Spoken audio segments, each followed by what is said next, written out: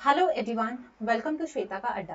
तो हमने स्टार्ट किया था क्लास 9 साइंस का second chapter which is matter around us pure. तो सबसे पहले जिन्होंने इस चैप्टर के प्रीवियस वीडियोस नहीं देखे हैं तो आप ऊपर दिए गए आई बटन पर क्लिक करके उसे देख सकते हैं। तो स्टार्ट करते हैं आज के इस वीडियो को। आज हम डिस्कस करने वाले हैं फिजिकल और केमिकल चेंजेस के बारे में और प्योर सब्सटेंसेस के टाइप्स के बारे में। तो पहले है फिजिकल एंड केमिकल चेंजेस। तो फिजिकल चेंज क्या होता है? तो एक ऐसा चेंज जिसमें मटेरियल की फिजिकल प्रॉपर्टीज के अंदर चेंज आए, तो उस चेंज को हम कहते हैं फिजिकल चेंज। तो सबसे पहली बात, फिजिकल प्रॉपर्टीज क्या होती हैं? तो फिजिकल प्रॉपर्टीज ऐसी प्रॉपर्टीज होती हैं जिनको हम ऑब्जर्व कर सकते हैं, देख सकते हैं, ठीक है। जैसे colour, hardness, rigidity, density, melting point, boiling point.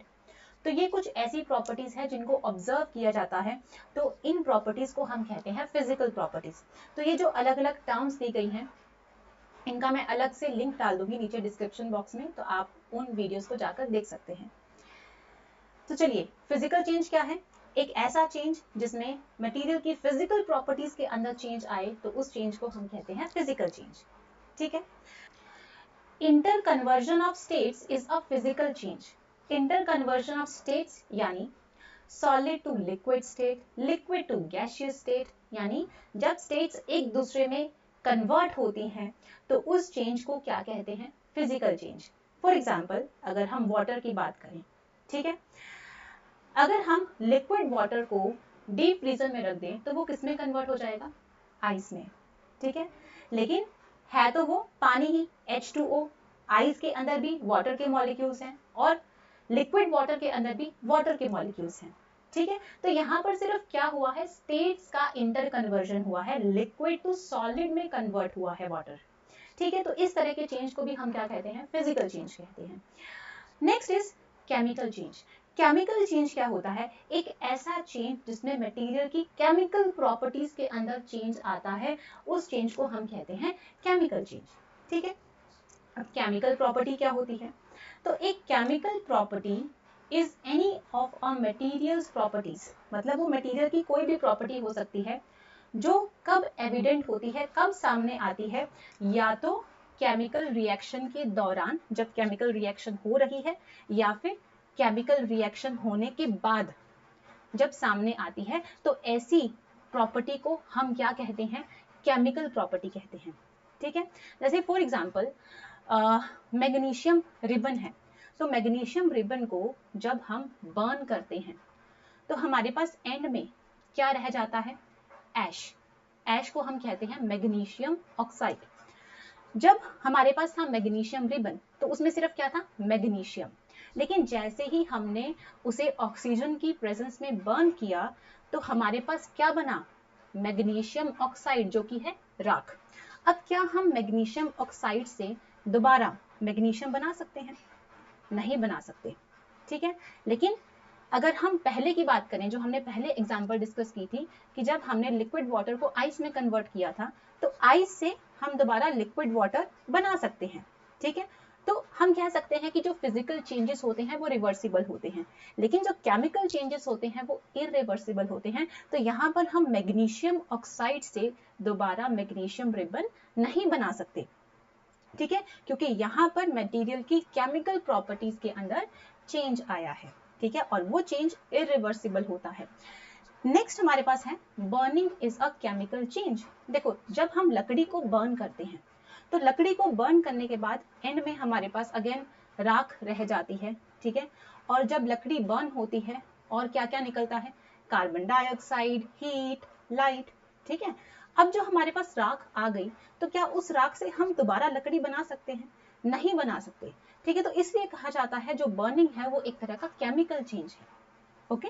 During burning of candle both physical and chemical changes takes place. How? देखो, अभी हमने कहा कि बर्निंग क्या है? केमिकल चेंज है, लेकिन जब कैंडल बर्न होती है तब फिजिकल और केमिकल चेंज दोनों ही होते हैं। फिजिकल चेंज कैसे हुआ? जब हमने कैंडल को बर्न किया तो क्या होता है? उसका वैक्स मेल्ट कर जाता है। अब उसी वैक्स को दोबारा से हम यूज कर सकते हैं एक नई कैंडल बनाने के अंदर, ठीक है। तो यहाँ पर ये जो प्रोसेस है ये रिवर्सिबल है, और ये जो चेंज है ये हम ऑब्जर्व भी कर पा रहे हैं कि वैक्स जो है वो मेल्ट हुआ और उस मेल्टेड वैक्स से हमने दोबारा कैंडल बना ली।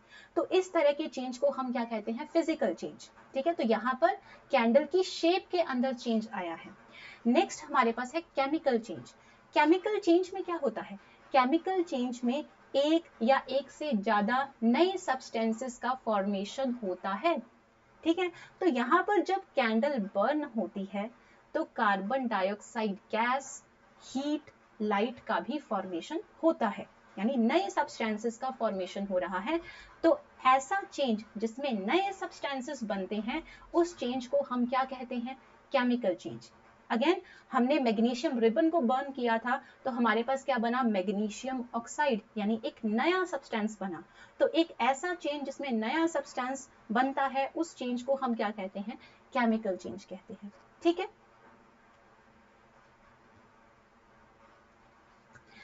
Next is what are the types of pure substances. Pure substances के कौन कौन से टाइप्स होते हैं।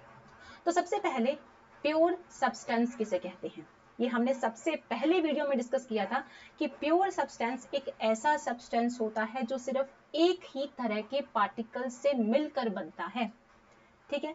जैसे फॉर एग्जांपल गोल्ड है तो गोल्ड में सिर्फ गोल्ड के पार्टिकल्स होंगे, सिल्वर है, सिल्वर में सिर्फ सिल्वर के पार्टिकल्स होंगे, वाटर, वाटर के अंदर सिर्फ वाटर के पार्टिकल्स होते हैं।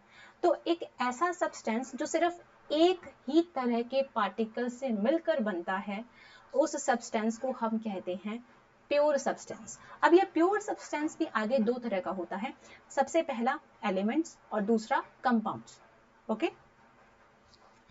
एलिमेंट क्या होता है, तो रॉबर्ट बॉयल ये पहले ऐसे साइंटिस्ट हैं जिन्होंने इस टर्म को यूज किया है।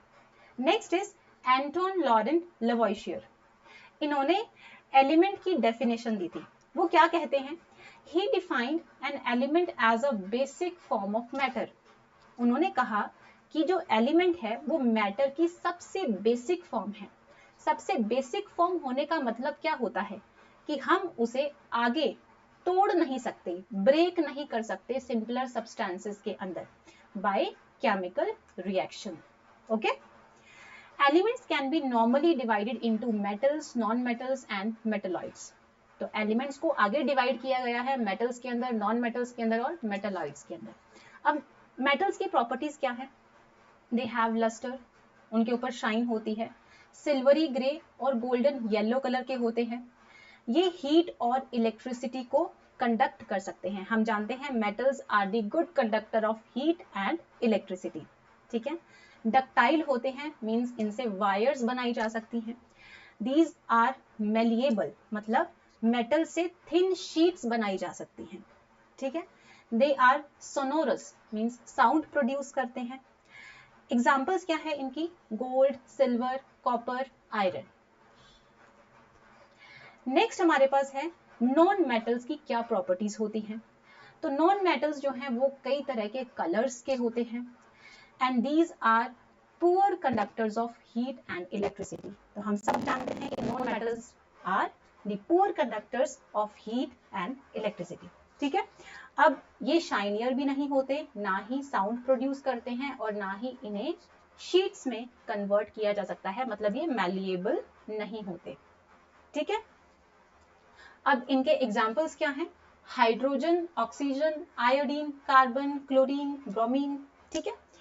Next is metalloids. अब मेटलॉइड्स क्या होते हैं, ये ऐसे एलिमेंट्स होते हैं जिनकी प्रॉपर्टीज मेटल्स और नॉन मेटल्स के बीच में लाई करती है, ठीक है। So some elements have intermediate properties between those of metals and non metals.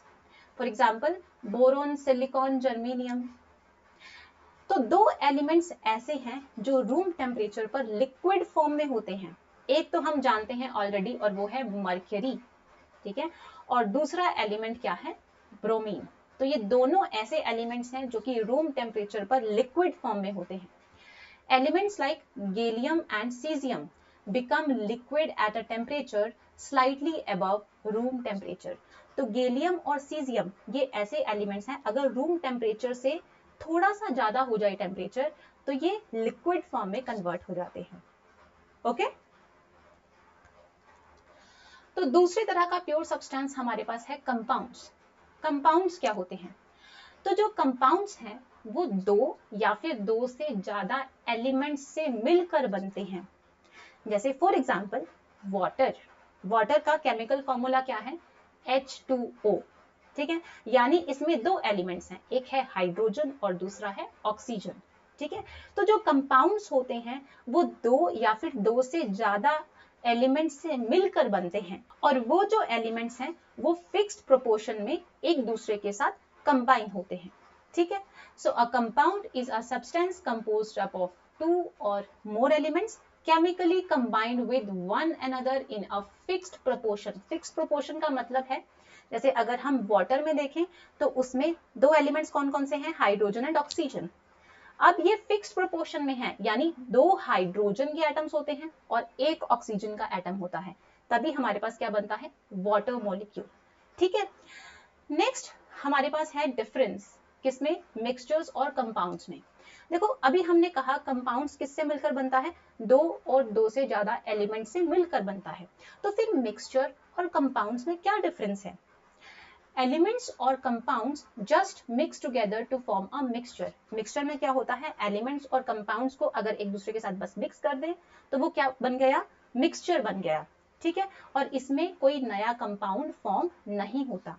लेकिन वहीं अगर हम कंपाउंड की बात करें तो इसमें जो एलिमेंट्स हैं, अभी हमने कहा ना कि दो या दो से ज्यादा एलिमेंट्स होते हैं, तो इसमें जो एलिमेंट्स हैं वो एक दूसरे के साथ केमिकली कंबाइंड होते हैं और नए कंपाउंड्स का फॉर्मेशन करते हैं, ठीक है। मिक्सचर्स में नए कंपाउंड्स का फॉर्मेशन नहीं होता, लेकिन कंपाउंड्स में नए कंपाउंड्स का फॉर्मेशन होता है, ठीक है। A mixture has a variable composition. तो मिक्सचर में जो कंपोजिशन होती है, यानी जो एलिमेंट्स और कंपाउंड्स है उनकी कंपोजिशन वेरी करती है, लेकिन कंपाउंड्स के अंदर जो कंपोजिशन है वो फिक्स्ड होती है, ठीक है।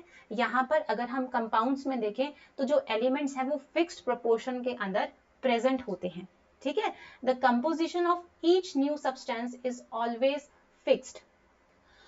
A mixture shows the properties of the constituent substances। तो मिक्सचर कैसी प्रॉपर्टीज शो करता है? जिन सब्सटेंसेस से मिलकर वो बना हुआ है उन सब्सटेंसेस की ही प्रॉपर्टीज किसकी प्रॉपर्टीज होगी? मिक्सचर की प्रॉपर्टीज होंगी, ठीक है। लेकिन वहीं अगर हम कंपाउंड्स की बात करें तो यहाँ पर जो नया सब्सटेंस बनता है उसकी प्रॉपर्टीज टोटली डिफरेंट होती हैं उनसे जिनसे वो मिलकर बना है, ठीक है। The constituents can be separated fairly easily by physical methods। तो मिक्सचर्स के अंदर उसके जो कॉन्स्टिट्यूएंट्स हैं यानी जिससे वो मिलकर बना है उनको हम अलग कर सकते हैं फिजिकल मेथड्स के थ्रू, ठीक है, जैसे फिल्ट्रेशन वगैरह करके। लेकिन वहीं अगर हम कंपाउंड्स की बात करें तो यहाँ पर जो कॉन्स्टिट्यूएंट्स हैं उनको कैसे सेपरेट किया जाता है? केमिकल रिएक्शंस या फिर इलेक्ट्रोकेमिकल रिएक्शंस के द्वारा। ओके, चलिए रिवाइज कर लेते हैं। सबसे पहले मैटर, कोई भी ऐसी चीज जिसका कुछ ना कुछ वजन होता है और वो स्पेस ऑक्यूपाई करती है, जगह घेरती है, उसे हम क्या कहते हैं? मैटर। मैटर की आगे दो टाइप्स हैं, प्योर सब्सटेंस और मिक्सचर्स। देखो प्योर सब्सटेंस क्या होता है, ये अभी हम डिस्कस करके आए हैं कि एक ऐसा सब्सटेंस जो सिर्फ एक ही तरह के पार्टिकल से मिलकर बना है। और ये जो प्योर सब्सटेंस है ये भी आगे दो तरह का होता है, पहला है एलिमेंट्स और दूसरा है कंपाउंड्स। तो एलिमेंट्स क्या होते हैं? अभी हमने डिस्कस किया कि ये मैटर की सबसे बेसिक फॉर्म है, इसको आगे सिंपलर सब्सटेंसेस में तोड़ा नहीं जा सकता, ठीक है। For example copper, oxygen, iron.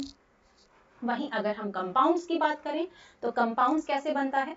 दो और दो से ज्यादा एलिमेंट से मिलकर बनता है जो कि केमिकली कंबाइंड होते हैं फिक्स्ड प्रोपोर्शन के अंदर, ठीक है।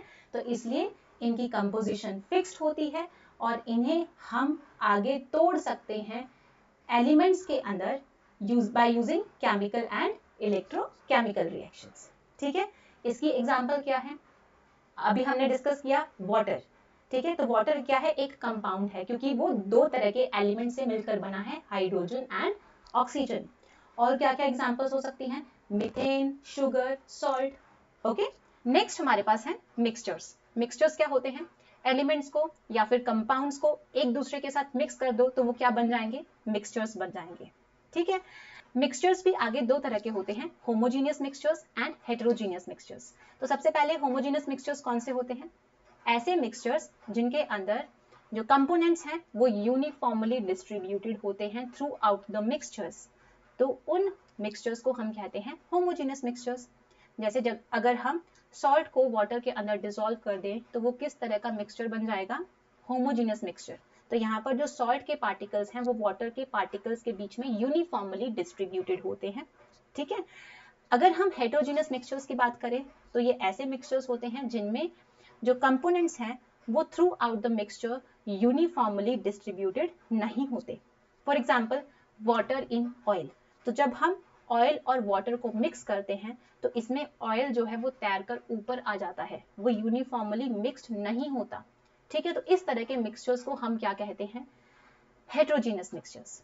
Okay, so that's all in today's video. मिलते हैं नेक्स्ट वीडियो में एक नए चैप्टर के साथ। Till then stay happy and please don't forget to subscribe my channel.